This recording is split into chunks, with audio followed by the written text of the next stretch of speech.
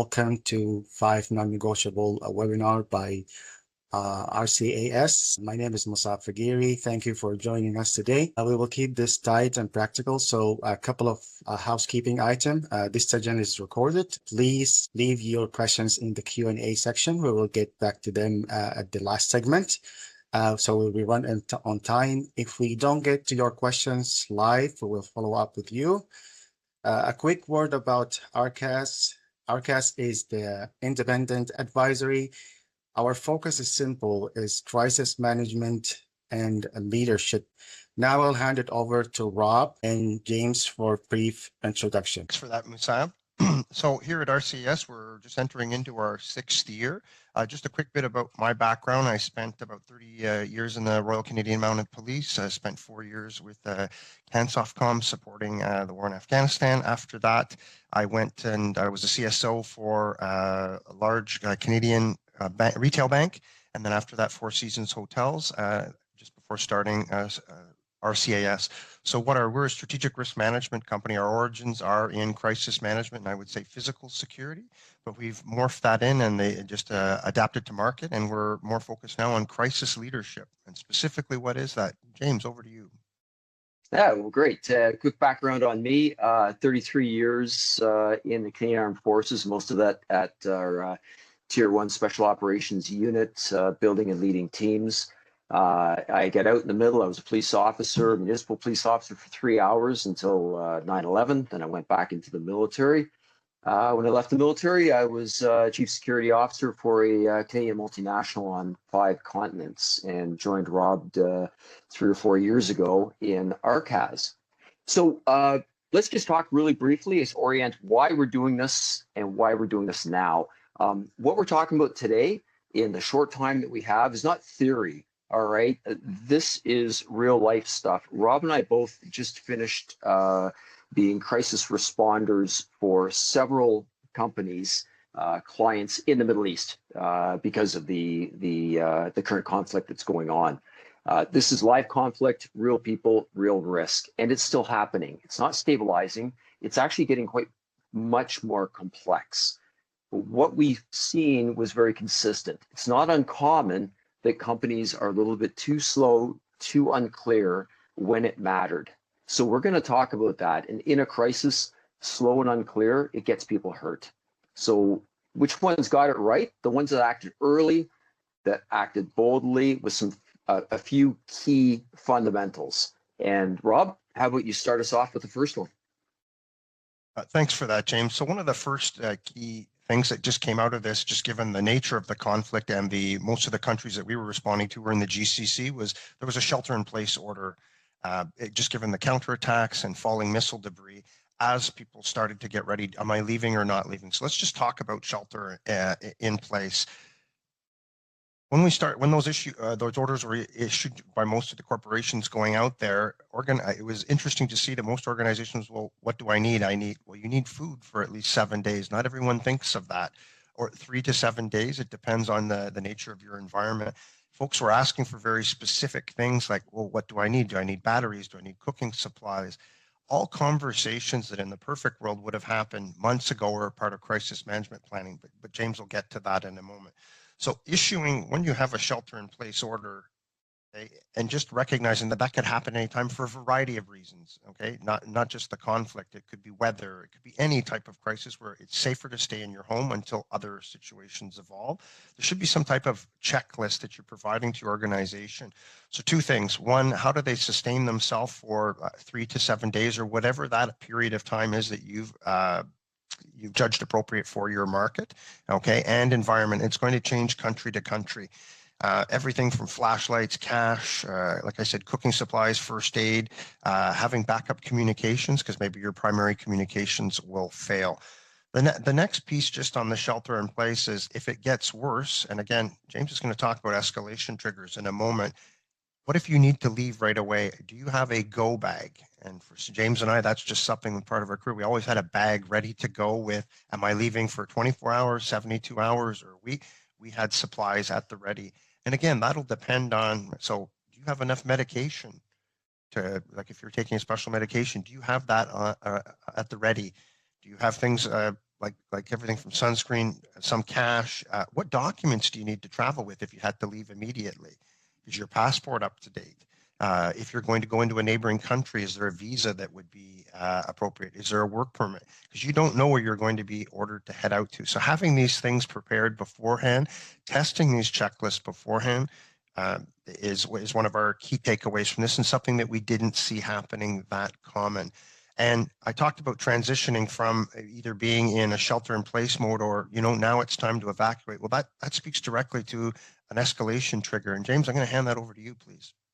Right on. Thanks. I want to pick up on what Rob said. I just want everybody to understand that shelter in place, and let's look at the Middle East context, that's not the same as work from home during COVID, where you just don't go out and you stockpile toilet paper, right? Shelter in place, again, it starts off with, wow, okay, I'm going to stay in my house because it's unsafe to go somewhere else. So having those supplies is key. So when I talk about escalation triggers, I ran into this with one of my clients. As soon as I say, what are your escalation triggers as an advisor? They're like, oh, we don't think we're going to move people around, so we don't have any. It's not a single checklist. It's a continuum, right? So you should have triggers that say, hey, we're actually relatively safe in this country right now. What is going to cause us to move our employees from sheltering in place to we better move them because they work at the airport and now the airport is a target. Let's move them to a different place. So there's a trigger to escalate that. Then there could be another trigger. It'd be like, well, when are we going to move our employees out of the country? When are we going to do an emergency evacuation of our employees? Those are all different triggers that belong in different places. So just because your employees are relatively safe, it doesn't mean you don't need those triggers to look at. For example, it's very often, what does the government of your nationality say, right? If your government has pulled the embassy staff out of the country you're in, that for me is a not so subtle trigger that I have to get ready to move my employees out. The same thing is if all of a sudden air defense capabilities have been used up in a certain country. Well, that's a trigger that I'm going to start getting my employees out of that country. You also want to develop sources of intelligence. Obviously, embassies, official sources are the absolute best, but you also want to get ground truth talking to your employees. Rob will touch on that a little bit. Remember that risk-based decisions always belong to the client. Rob and I advise. And I'm going to leave you with 2 points. First of all, no decision is still a decision. So if you decide not to move your employees, you have to articulate that and why you're doing it. And the last thing is time equals options. If you plan ahead, you're going to have a lot more options than if you wait till the last minute. Your options will be very, very restricted.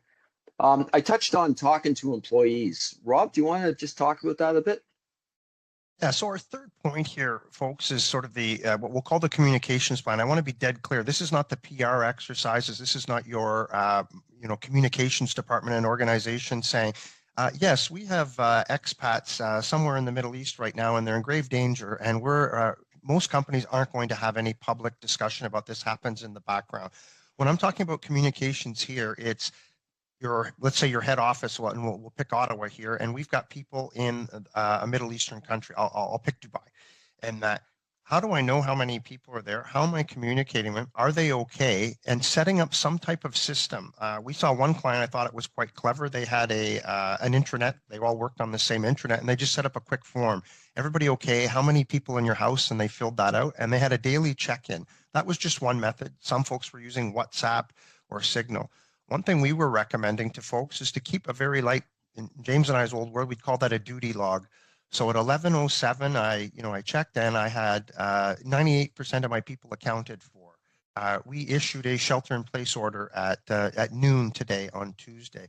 Why is that important? Later on, and we'll touch on insurance. James will talk a little bit about insurance. They may want to know at what time did you make a decision, and even yourself, what direction did we issue and at what time? So we've seen Signal used, we've seen web, like internal web resources for an organization, WhatsApp, setting up common channels. The other piece is one key thing in communications, and we had groups from everything from 10 to up to hundreds of people. keeping that manageable, okay, and understanding where people are, you might need to set up multiple channels. So one of the different pieces as well is one, checking in on your people and establishing a cadence, because if you don't, sorry, my point was, if you don't communicate with them, they're going to start communicating with you on their cadence. So imagine if you have 200 people, hey, what's happening? We haven't heard from head office for a week. So if you don't establish that cadence early, tell people when you're going to communicate with them next. So let's say I say, folks, it's going to be twice a day. At noon, I'm going to send out a checkout and tell you what we're thinking, what the current thing is. It's still shelter in place, that maintains. And the next check-in will be at 5 tonight or whenever. But they know that something's coming, okay? Because if not, they're going to start calling you and you will lose control of the narrative of what's happening. As well, in a void of communication, people will fill it with social media and everything else that they heard. The other thing is, as people are checking in, there's also intelligence. We had one organization where the country, and I can't mention the country, they're saying, no, we've had no missile debris in this country. And actually, talking to some of the folks, actually, there has been some, but the government's downplaying it here. Okay, that's valuable intelligence for us as advisors to understand, because we count on open source. And the difference between both is quite important when, as James was talking, escalation triggers. Well, actually, CNN says nothing's happening in country. Actually, that's not true. More than half of our staff have reported issues, looting, whatever the situation is on the ground. That is very valuable intelligence. So your people on the ground are the absolute best intelligence sensors. So keep checking in with them. Here's the other thing. A lot of organizations waited. James, I don't have the answers. What do I tell my people? Tell them you don't know when you're working on that. Okay. Again, they will fill it for you. Okay, with what's been heard on the internet, which is always accurate. Not necessary. So if you don't know, say, yes, we understand that that's an issue and that's something that we're looking at. And again, I just can't stress enough, you're better to over communicate than under communicate, because we've seen organizations become overwhelmed when they stopped communicating and it just became a tsunami. And that I mentioned the just testing CM plans and support systems. I touched on that. James, over to you. Yeah, 100%. So interestingly, let's think back 10 years ago, how many companies in the world had a global pandemic crisis management plan, right? 1%. Now everybody does, absolutely. And, you know, we've lived, you can tell by my gray hair, I've lived with the concern of, yeah, I do have hair at least. You know, we've lived with the concern of conflict or war in the Middle East being a game changer, and we're there, right?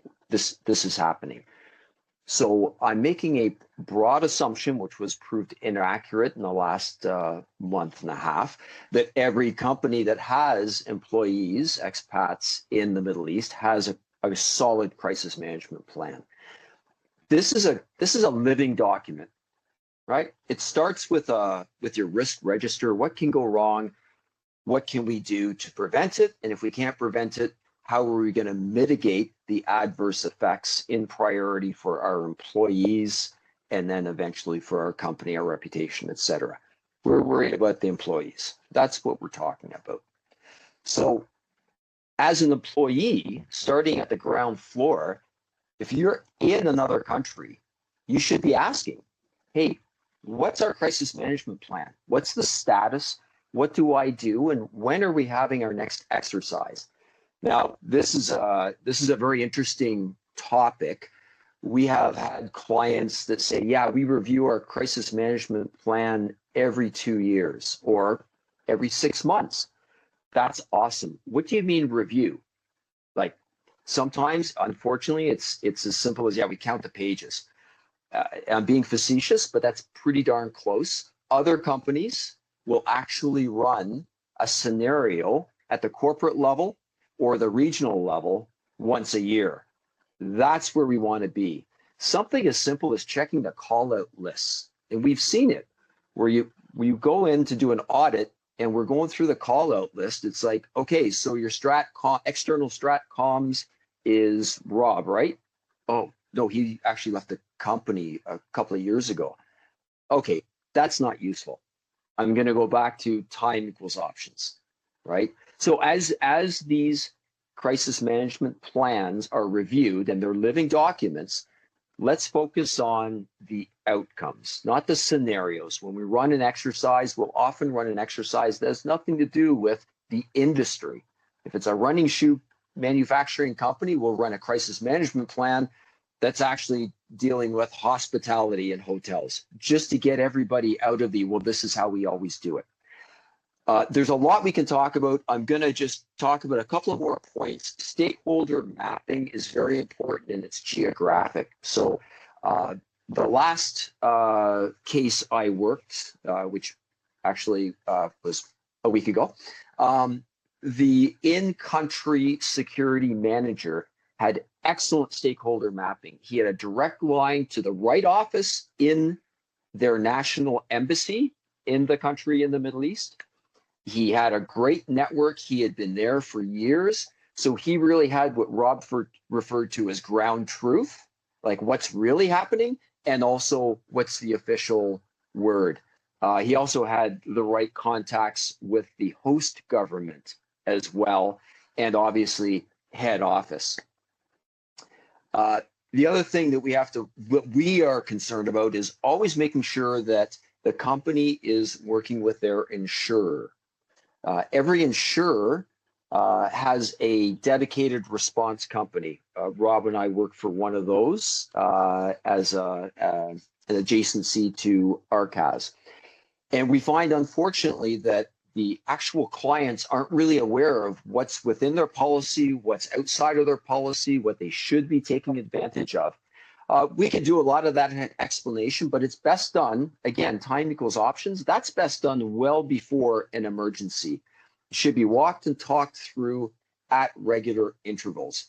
The last thing I'm going to talk about is that with insurance companies that cover things like these risks or special risks for employees that are expats in countries, normally a portion of the premium that the company is paying is allocated to training.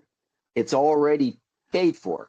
So when I was CSO, we had 10% of our premium was allocated to do training with the response company. So we'd have Rob would come in once a year and walk us through, hey, this is what's going to happen when you call that hotline. This is how we're going to tend to respond. And this is what's going to make it easier for us and therefore easier for you. Now, there's a lot of things we've talked about. So this has got a huge scope. I think right now, Rob, I'm going to ask you to maybe pick up with some of the scope issues that we've seen. Well, thanks for that, James. I just want to back up a tiny bit on the insurance and the premium part. I leave Sunday for Toronto for a couple of days with one of the large insurers that's supported by the response company that we work for. And it's sitting with clients and talking them through these situations during renewal of their policies and that as the crisis management response experts in that. So that's just part of our duty, and that's part of the policy that part of your premiums that James was referring to. There's monies in there in most cases for training, because we often hear from client, Rob, we'd love to do some training, we just don't have the funds. Actually, you may have them, and it's not directly in your pocket. You've already paid for it. So just something, a deliberate conversation with your broker. And it's in their interest, too. It's not something that they're keeping back as extra profit. It's just often not thought of. And that it's in their interest that we go in and do that. Why? The risk space ends up lowering. But just to come back to what James was discussing on scope and that, and this is something, I'm going to share a few examples and we're going to get a few giggles. These are all real things that I've lived on evacuations. I spoke to some of my clients that I was responsible for during this recent crisis. And I'm like, well, how many people are we talking about here? Well, Rob, we have 40 employees. Okay, they're expats. Did they go there alone? It's not an oil and gas site. You're a international organization doing X. And that, oh, no, they have wives and children and things. Okay. I imagine we're not evacuating just James. We're going to bring his loved ones and everything else. And we get these looks that, yes, they're getting on the bus. Imagine that, me telling James, you're being evacuated, but your loved ones aren't. Policies understand that, and most of them that's in there. Of course, you're not going to leave James' loved ones behind, okay, in Abu Dhabi, Dubai, wherever he happens to be. The other thing is there's what I call extras. James is there. We'll say he's just there with his wife. Adult children are away at school in another country, but he's got guests. Are they in scope? James shows up at the bus and he's got Fluffy the cat, Grandma. Okay, she's got a walker, and other folks that we don't know. This has happened to me trying to load a bus, and have a bunch of extras. What do I tell them? They can't get on? Imagine if we knew that before. A couple other things. Once I had, we had to do a hasty evacuation. I can't talk about where it was, and it was quite austere. We were literally moving people in trucks. We ended up having a nursing mother. I need to know that beforehand. Not appropriate to have her riding in the back of a Hilux on a dirt road for 8 hours. We have to find a different way to evacuate someone like, or grandma with a walker. I can't put her in the back of a truck or cram her into a van with an overnight bag. We need to understand, and these are the realities. And again, I didn't pick these examples randomly. These are all real things that we've lived. On scope as well. One of the things I bumped into, Rob, HR has all that. Okay, I understand HR has a list of their employees and dependents. I need to know that now. Why? For planning. And I'll use my bus example. Am I busing you out? Are we booking flights? We've done multiple hop things, like planes, trains, and automobiles to get people to safety. A couple things that we need to know. Ages of people, okay? We need to know if their passport valid. We need to know their nationalities. What if I'm moving James and his family and we're moving into a country and someone in James's group has a nationality where that host country won't accept them? Okay? Or they'll accept them, but they need a special visa and it takes 3 days to process. And I'm standing there with a bus at the border. I'm going to kick that person off. These are all things we need to know about beforehand. So we talk about having a tracking sheet. There's a variety of ways to do this. Ideally, it's something live. It usually ends up becoming a living document because information keeps coming in, but it's something you want to have done ahead of time. A couple things that I put on there, status. I had one group of about 160 that we were moving out, and he said, yep, they all have their plane tickets. Great, we were able to fly out of that country. Who's left and who's not? Well, I need to understand, because now what happens if they shut down the air and I still have 10 people left? I need a contingency to go in and get them on the ground. And so having a status board of who's out and where they went, because at one point we might want to repatriate them. And that, again, one of the big bumps I bumped into was, Rob, that's all confidential information, James's birthday. I completely get that, but it's game time now and I need to know James's birthday. I'm not sending him a card. It's not a private, I need that information now. And that, so again, these are conversations, the earlier you can have that. And as James talked about doing a simulation, this is a great one to see how effective your tracking of your people will be, is before we talk about exercises left of bang, before bad things happen. Let's test and flex that before, and let's have those conversations with HR about when their comfort is when they would release that information. Common ones we see are passports not up to date, visas not up to date, work permits. And again, often these are things I would say we get away with when we're staying in country, and they only manifest when we're leaving to go on holiday. Well, that would be wonderful if it's just held up on a holiday, but that's it. That's it. I see, James, you've got a question, brother. Over to you. Yeah, I just want to, I hope you don't mind. I just want to jump in here that when I talked about the escalation triggers, and there's different kind of tranches of that. It's the same thing with this information. When somebody goes into a company, you don't need to give blood type and right off the top. But there are some second and third order effects of the information that will be useful at some point. Rob talked about citizenship. How about dual citizenship? If somebody's a dual citizen and they get evacuated to a third country and that third country has got mandatory military service, that could cause a problem for them. So this is stuff that we want to know. Medications. What kind of medications? I know that's personally protected information, but as Rob said, we're talking life and death. If somebody needs insulin, then let's know about that. Let's pass that as tightly as possible, but appropriately, because that could be a showstopper. That could be very, very challenging. So just wanted to throw that in there, Rob. Thanks very much for the opportunity. No, that's great. So Musab, we've got some extra time here. We've been atypically tight on our timings, which is not typical for James and I, because we're quite passionate about this, but we've got time for questions, so we can open that up in the chat if we've got any of the attendees that have questions. Yeah, we look forward to the questions, because as you know, this is like the iceberg principle, right? We gave just the very, very top piece. We would love to talk for an hour on each of these topics, but we'd rather hear what you want to hear about. So here's your opportunity, Musab. Thank you. So we have a question from Brett. Obviously, we have the benefit of hindsight, But if you had a client with people in the Middle East region, and prior to the first shot being fired, they asked you if they should keep their people in place or evacuate while commercial airspace was still open. So the question is, what would you advise? Situation, of course, dictate, and he's just curious to know the general thought on this. I think either of us could jump on that. Maybe I'll just take a quick stab at it, Rob, and turn it over to you. I think that we do get this all the time, to the point where in a recent, like in the last month, I was asked, do you recommend that it is safe that we evacuate this person this way? It's like, okay, I need more than that. So again, Brett, I think it was asked the question. I like how you said situation dictates. What we do is we try to make sure that the company is considering all of the factors. We think like bad guys, and it's because we were in uniform for a combined 60, 70 years. So we're thinking, what could possibly go wrong with this scenario? So we're going to, as opposed to just blanket saying it's safe, it's not safe, we're going to focus on saying, here's the latest intelligence. Here are the factors that should be considered, because staying at home, sheltering in place is not necessarily safer than moving, right?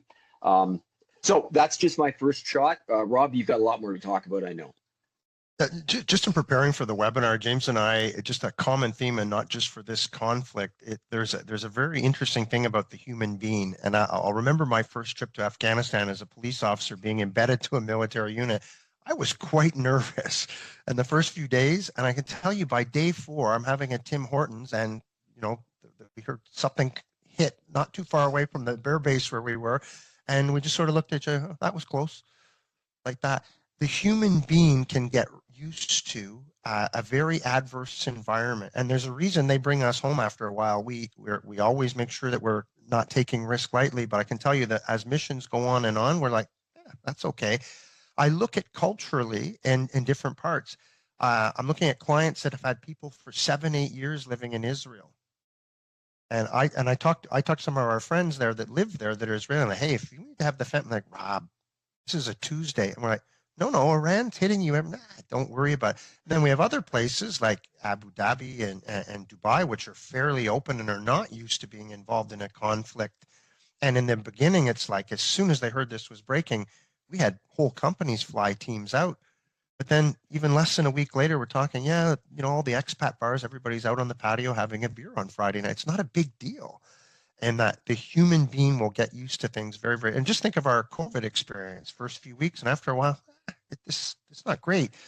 So it's risk. I talk about risk tolerance and appetite here, and it changes. I just say sometimes we want to challenge when people get too comfortable.